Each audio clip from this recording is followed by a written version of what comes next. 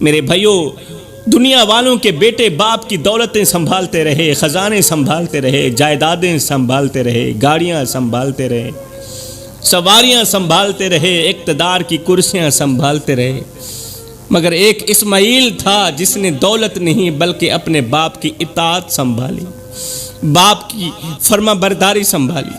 دنیا کے بیٹے اپنے باپ سے کہتے ہیں ہمارے لیے کیا چھوڑ کر گئے ہو؟ اللہ جب کسی بندے سے محبت کرتا ہے نا، پیار کرتا ہے نا، پھر اس کے گناہوں کو بھی نیکیوں میں بدل دیتا ہے، اس کی آنسوؤں کو دعا بنا دیتا ہے، اس کی تکلیفوں کو بھی عبادت بنا دیتا ہے۔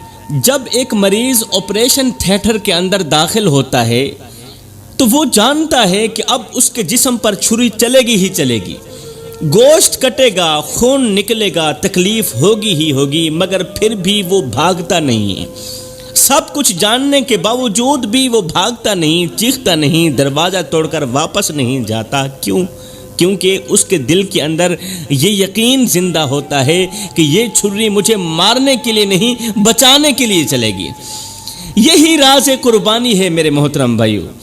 حضرت ابراہیم علیہ السلام کو جب حکم ملا کہ اپنے بیٹے حضرت اسماعیل علیہ السلام کو قربان کرو تو یہ کوئی عام آزمائش نہیں تھی، یہ دل پر چلنے والی وہ چھری تھی جس نے محبت کے اندر چھپی اطاعت کو دنیا کے سامنے ظاہر کرنا تھا، دنیا والوں کو بتانا تھا کہ حضرت اسماعیل علیہ السلام اللہ تبارک و تعالیٰ کی کتنی اطاعت کرتے ہیں، حضرت ابراہیم علیہ السلام اللہ سے کتنی محبت کرتے ہیں۔ حضرت ابراہیم علیہ السلام نے ایک رات خواب دیکھا کہ اللہ تعالیٰ فرما رہا ہے، اے میرے ابراہیم، اپنی سب سے قیمتی چیز میری راہ میں قربان کرو۔ حضرت ابراہیم علیہ السلام کی جب آنکھ کھلی تو دل پر عجیب سی کیفیت طاری ہو گئی، کیونکہ یہ کوئی عام خواب نہیں تھا، یہ اللہ کی طرف سے ایک اشارہ تھا۔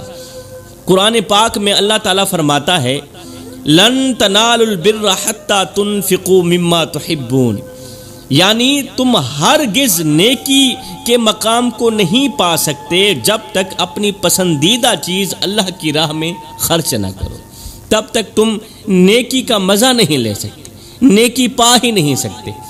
اللہ جب اپنے بندے سے محبت کرتا ہے نا، پھر اس سے اس کی پسندیدہ چیز کا امتحان بھی لیتا ہے۔ کس سے لیتا ہے؟ جس سے اللہ تعالیٰ خود محبت کرتا ہے۔ خواب دیکھنے کے بعد جیسے ہی حضرت ابراہیم علیہ السلام بیدار ہوئے تو جلدی سے اٹھے اور 100 حلال جانور اللہ کے نام قربان کر دیا، جس میں اونٹ بھی تھے، دمبے بھی تھے، بکریاں بھی تھی۔ ان تمام جانوروں کا گوشت بنا کر غریبوں میں تقسیم کر دیا، مسکینوں کو کھلا دیا، فقیروں میں بانٹ دیا۔ کیونکہ اللہ والے جب دیتے ہیں نا پھر حساب نہیں کرتے۔ سارا دن غریبوں میں گوشت تقسیم ہوتا رہا، سارا دن غریبوں میں تقسیم کاری میں گزر گیا، ہر طرف گوشت تقسیم ہو رہا تھا، دعائیں مل رہی تھیں، محتاجوں کے چہروں پر خوشیاں آ رہی تھیں۔ مگر رات ہوئی، حضرت ابراہیم علیہ السلام سو گئے۔ دوسری رات پھر وہی خواب آیا، اے ابراہیم، اپنی سب سے قیمتی چیز میری راہ میں قربان کرو۔ اس بار حضرت ابراہیم علیہ السلام کی پریشانی اور بڑھ گئی تھی۔ صبح ہوئی تو آپ فوراً اٹھے اور 1000 جانور اللہ کے نام قربان کر دی۔ اونٹوں کی قطاریں، دمبوں کے ریوڑ، گوشت پکا پکا کر غریبوں کو کھلایا، غریبوں میں تقسیم کیا، مسافروں کو دیا، یتیموں کے گھروں تک گوشت پہنچایا۔ میرے بھائیوں، کچھ لوگ ایک روٹی دے کر احسان جتاتے ہیں۔ ارد گرد معاشرے کے اندر، گلی محلے کے اندر، دوستوں کے اندر آپ نے دیکھا ہوگا بہت سے لوگ ہوتے ہیں ایک روٹی دے کر احسان جتاتے ہیں، اور کچھ اللہ والے ہزاروں جانور قربان کر کے بھی خاموش رہتے ہیں، اللہ تعالیٰ کی شکر گزاری کرتے ہیں کہ اللہ تو نے ہمیں توفیق دی اتنی بڑی خیرات کرنے کی، غریبوں کی مدد کرنے کی، غریبوں میں کھانا تقسیم کرنے کی تو نے ہمیں توفیق دی، تیرا بہت بہت شکریہ۔ مگر رات آئی تو پھر وہی خواب آیا، تیسری رات بھی وہی خواب آیا۔ اب حضرت ابراہیم علیہ السلام سمجھ گئے کہ اللہ جانور نہیں مانگ رہا، اللہ کچھ اور مانگ رہا ہے۔ اللہ کی ذات جانور نہیں چاہتی، اللہ کی ذات مجھ سے کوئی اور چیز چاہتی ہے۔ جناب ابراہیم علیہ السلام دیر تک خاموش بیٹھے رہے، سوچتے رہے، پھر اچانک ان کے دل میں ایک نام آیا اور وہ نام اسماعیل علیہ السلام کا تھا، کیونکہ دنیا میں سب سے قیمتی چیز اسماعیل علیہ السلام ہی تھے۔ وہ بیٹا جو بڑھاپے میں ملا تھا، وہ بیٹا جس کے لیے برسوں دعائیں مانگی گئی تھیں، وہ بیٹا جسے دیکھ کر دل کو سکون ملتا تھا۔ حضرت ابراہیم علیہ السلام نے فیصلہ کر لیا اور کہا اگر میرا رب میرے بیٹے کی قربانی چاہتا ہے تو ابراہیم بھی اپنے بیٹے کو اللہ کے نام قربان کرنے کے لیے بالکل تیار ہے۔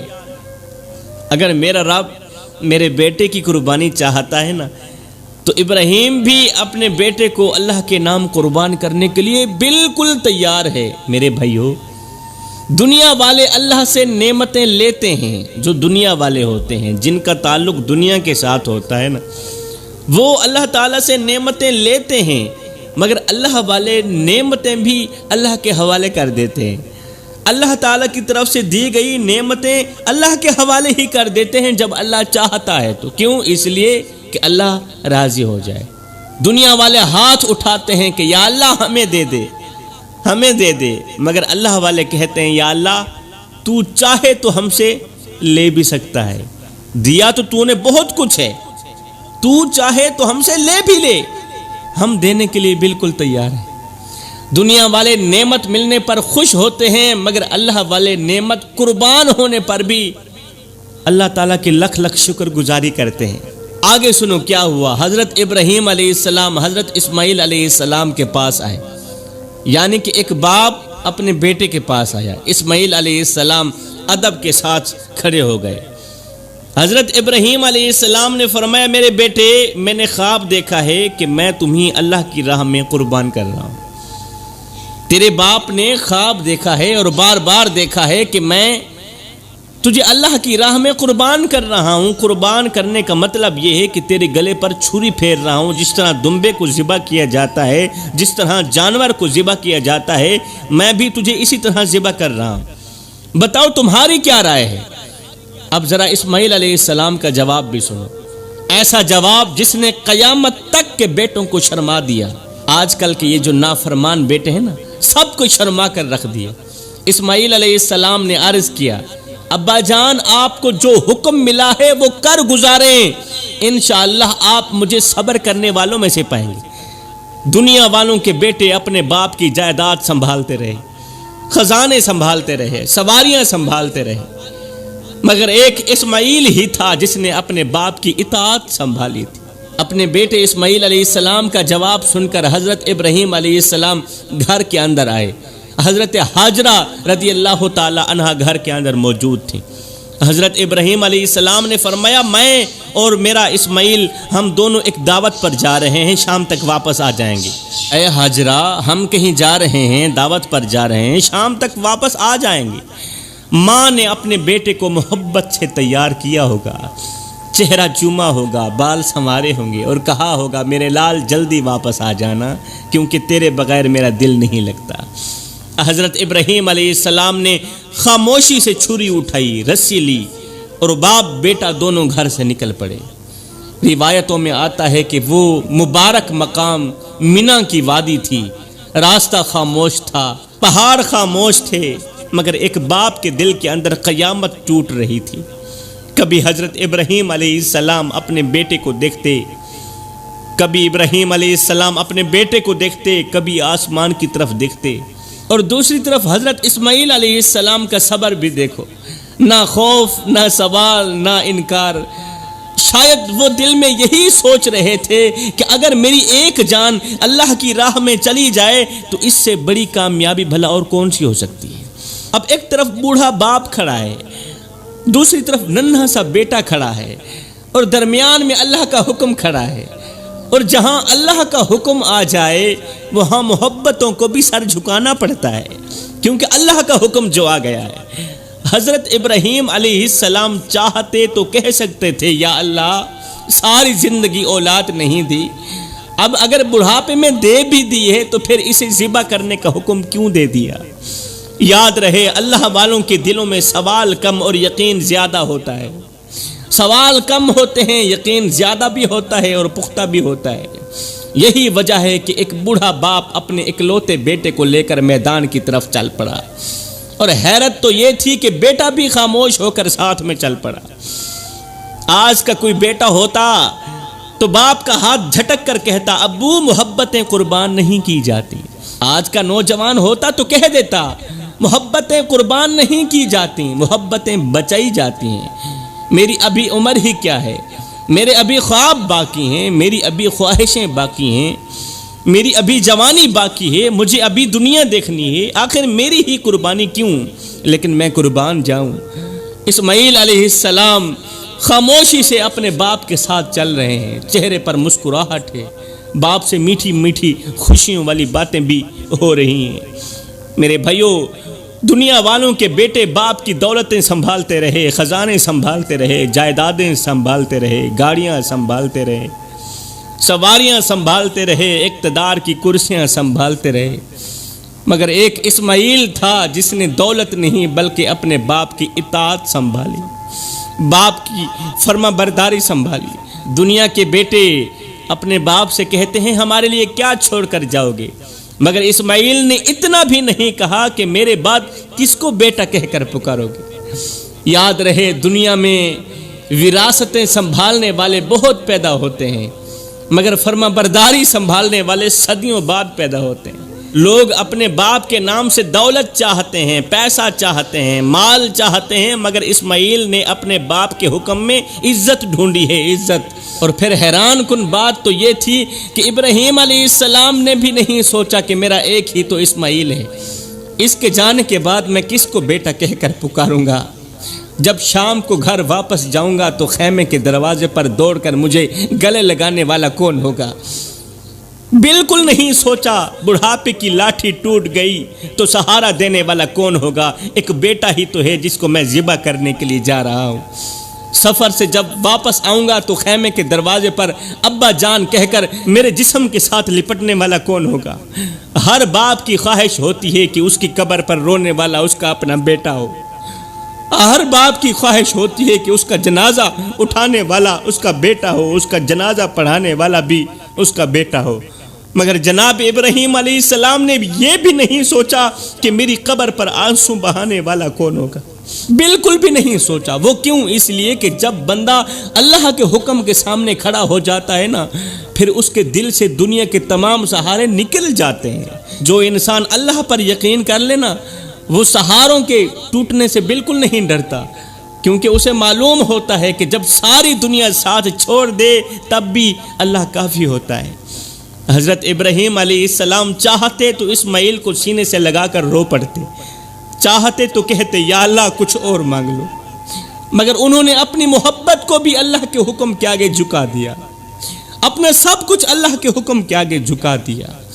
اور پھر وہ منظر بھی دردناک ہوگا جب باپ نے بیٹے کو زمین پر لٹایا ہوگا، اس کی گردن پر چھری رکھی ہوگی۔ شاید اس وقت حضرت ابراہیم علیہ السلام کی آنکھوں کے سامنے اسماعیل کا بچپنا گھوم گیا ہوگا۔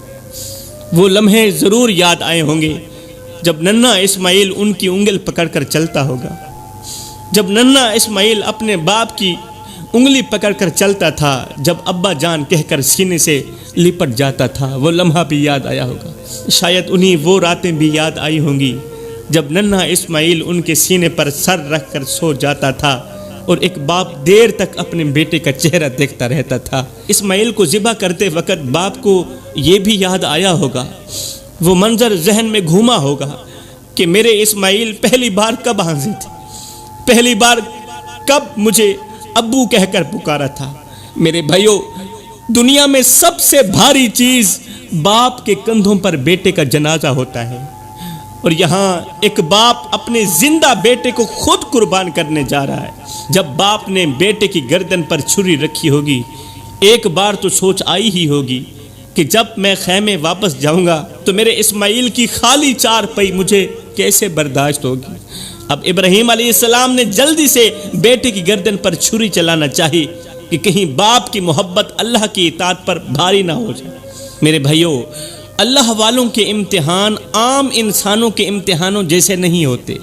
ان کے دلوں پر چاہے قیامت اتر جائے مگر زبان پر صبر ہی رہتا ہے، زبان پر ناشکری نہیں آتی۔ لوگ چھوٹی سی تکلیف پر اللہ سے ناراض ہو جاتے ہیں، ناشکری پہ اتر آتے ہیں۔ یاد رکھو میرے بھائیو، جس دل میں یقین زندہ ہو اس دل کے اندر شکوے مر جاتے ہیں۔ جس دل میں اللہ کا یقین زندہ ہو اس دل کے اندر اللہ سے شکوے مر جاتے ہیں، ناشکری دفن ہو جاتی ہے۔ جب انسان اللہ کے فیصلے پر راضی ہو جائے نا تو درد بھی عبادت بن جاتا ہے۔ جب انسان اللہ کی طرف سے آئی گئی آزمائش پر راضی ہو جائے، تکلیف پر راضی ہو جائے تو درد بھی عبادت بن جاتا ہے۔ مگر آج کے لوگوں کا حال یہ ہے، ذرا سا بخار آ جائے تو چیخیں نکل جاتی ہیں، معمولی سی آزمائش آ جائے تو کہتے ہیں یا اللہ میرے ساتھ ہی ایسا کیوں ہو رہا ہے۔ نادانو، تمہیں کیا پتا، ہو سکتا ہے تمہاری یہ تکلیف اللہ کے ہاں تمہاری سب سے بڑی عبادت لکھی جا رہی ہو، یہ بھی ہو سکتا ہے۔ دکھاوے کی نماز رد ہو سکتی ہے، دکھاوے کا صدقہ رد ہو سکتا ہے، دکھاوے کے آنسو بھی رد ہو سکتے ہیں، مگر وہ درد جو انسان خاموشی سے اللہ کے لیے برداشت کرتا ہے، وہ تکلیف جو انسان برداشت کر کے بھی اللہ تعالیٰ کی شکر گزاری کرتا ہے، صبر کرتا ہے، اللہ اس درد کو بھی ضائع نہیں ہونے دیتا، اس درد کو بھی عبادت میں بدل دیتا ہے۔ جو تکلیف انسان کو اللہ کے قریب کر دینا، وہ تکلیف حقیقت میں اللہ کی طرف سے رحمت بن کر آتی ہے۔ اللہ جب کسی بندے سے محبت کرتا ہے نا، پیار کرتا ہے نا، پھر اس کے گناہوں کو بھی نیکیوں میں بدل دیتا ہے، اس کے آنسوں کو دعا بنا دیتا ہے، اس کی تکلیفوں کو بھی عبادت بنا دیتا ہے، اس کے صبر کو جنت کا راستہ بنا دیتا ہے۔ دنیا والے صرف تمہاری ہنسی دیکھتے ہیں مگر اللہ تمہارے دل کا درد بھی دیکھتا ہے۔ کبھی کبھی بندہ رات بھر تکلیف میں کروٹیں بدلتا رہتا ہے،